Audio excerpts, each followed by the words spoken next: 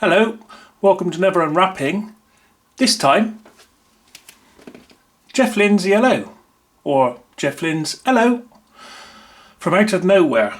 I actually went out to HMV rather than buy off Amazon this time, and found this one. Don't know anything about it, but I do know it's on 180 gram blue vinyl. And of course, if you know ELO and Jeff Lynne, he has a thing about blue, and Mr. Blue Sky, and you know, all these sort of things. So I thought, oh, might get this one. And he's produced some of Tom Petty's stuff in his solo albums, and they always sound really, really good. So I'm hoping that this is going to sound really good, because he does have his way of getting the sound nice. So it's just a quick look inside to see if there is anything like a picture inside or anything like that. I'm going to use my nail if I've got one to open this.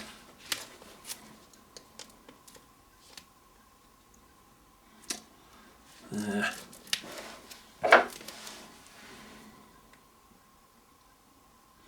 Well, that's a tricky one. Ah, there we go. There we go.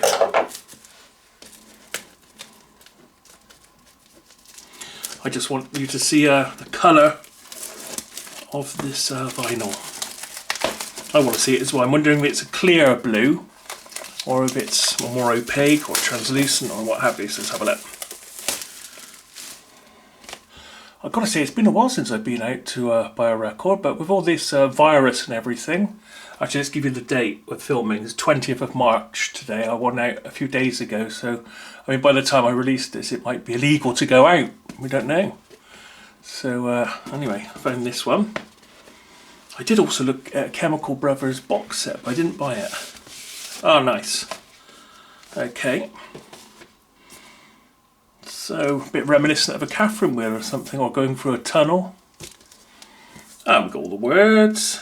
And engineered by Steve J. Produced by Jeff Lynne. Songs written by Jeff Lynne.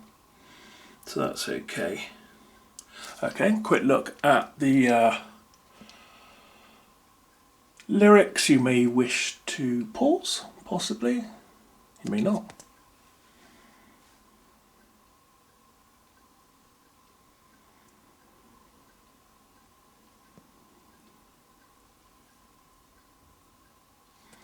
Okay, let's see what it looks like. Oh, it looks nice.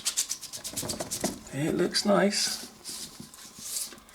Okay, so I'd say it's a sort of a, yeah, it's a sort of a translucent. You can just about, yeah, you can see through it. If I can catch it properly with the lights. So you can see my fairy lights up there, they're blue as well. Just about see through it. Better put a liner onto this as well, because you know some of these do tend to scratch when they're quite a tight fit. It feels like there's something else inside here. No, there's not. I'll just go and get a liner. I haven't got a liner for it, unfortunately, so I'm going to give it a quick brush. And I thought I'd bring the Out of the Blue one in just to see, oh, in fact you can see now better, can't you, how translucent that is. Just to see how the blues compare.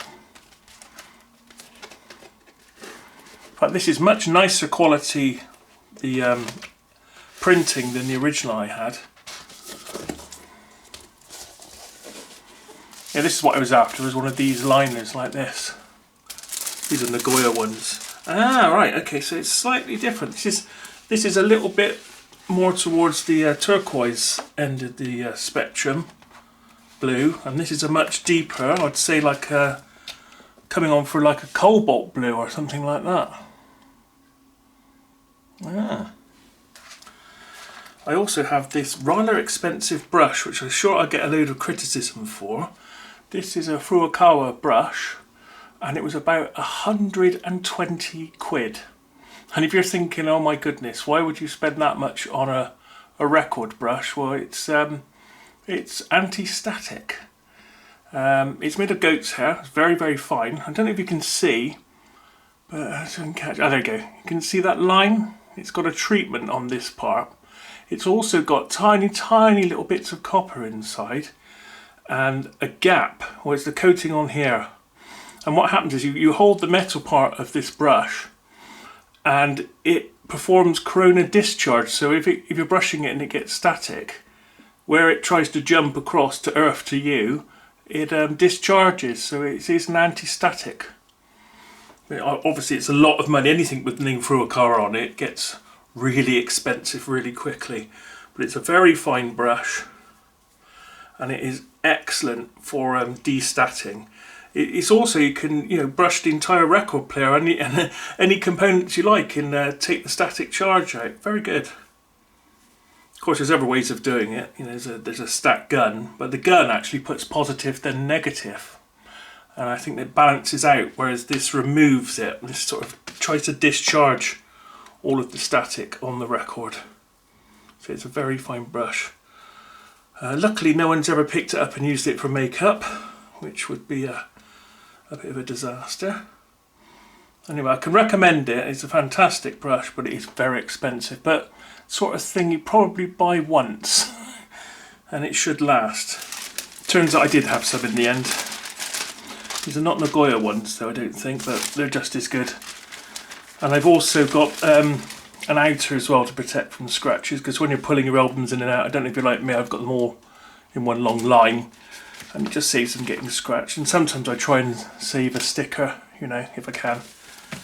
I've also got mobile fidelity sleeves, but they're no good for this scenario. These are the ones for this scenario where you've actually got a picture. See, already it's got stuff on it again. So when you've actually got a picture sleeve inside, these are the ones for that, because they don't take up any more room really than the record does. But the mobile fidelity ones, which are sort of a bit more like this, but it's just clear on the front and just got mobile fidelity written on. And then you just have to replace the whole thing and just put it inside. I probably used them on another unwrapping of vinyl.